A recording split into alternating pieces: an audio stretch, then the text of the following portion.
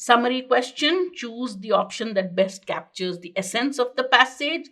Read the passage, have the main points. Remember, the correct option is one that captures the main point in the best possible manner. The wrong options are one which are incomplete, introduce external facts or material, or misrepresent the facts which are given in the passage.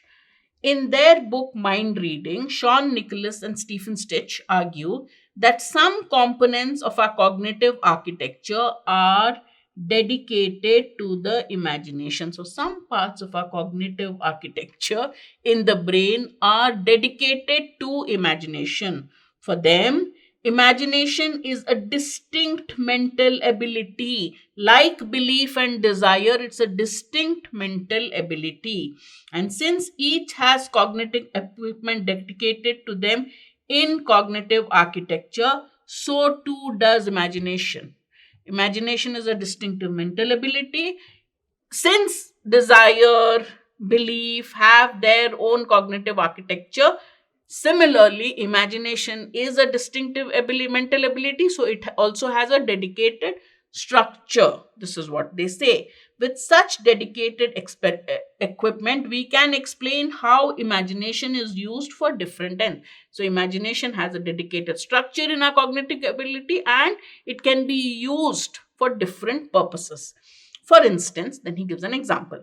We can explain how imagination can be a source of knowledge even though it is taken to be fantastical in nature. So we can explain imagination, how imagination can be a source of knowledge. Being constrained is what distinguishes knowledge from fantasy. What's the difference between knowledge and fantasy? Knowledge is more constrained, restricted. Fantasy is all free. When you can fantasize about wildly improbable things, you can't know wildly improbable things. Put it simply, we can explain the epistemic uses of imagination. Epistemic, related to knowledge. So, it's a distinct mental ability. Imagination is a distinct mental ability. It has cognitive architecture dedicated to it. It can be used for many ends, and it has a epistemic use too. It can be used in the field of knowledge, in the field of generating knowledge. These are the 4 main points. Let's look at the options. Nicholas and Stitch argue that imagination is a distinct cognitive ability like belief and desire with dedicated cognitive equipment. True, something about it seems incomplete, doesn't tell us about how it can be put to different uses, especially as far as knowledge is concerned. It can be a source of knowledge. That part has been left out. Nicholas and Stitch argue that imagination is a mental ability with dedicated cognitive equipment that can be used for different ends, as including a source of knowledge. Sounds good.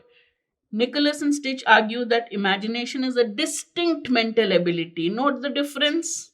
Here, just a mental ability. Here, distinct, separate, its own, holds its own. Here, that word is there, which has been a main word there. So, that is what would probably make us choose between B and C.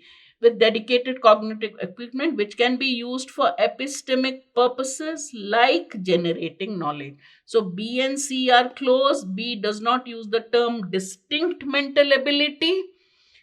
Everything else seems to be the same. Nicholas and Stitch argue that cognitive architecture is distinct and equipped for different purposes, including generating. Despite being associated with fantasy, no. Imagination is taken to be fantastical in nature, is not the same as associated with fantasy. Between B and C, since distinct mental ability is used, epistemic purposes like generating knowledge is used, C is a better option. So C is our answer. B is pretty close, got all the main points, but we will choose C because this is a better summary, more specific.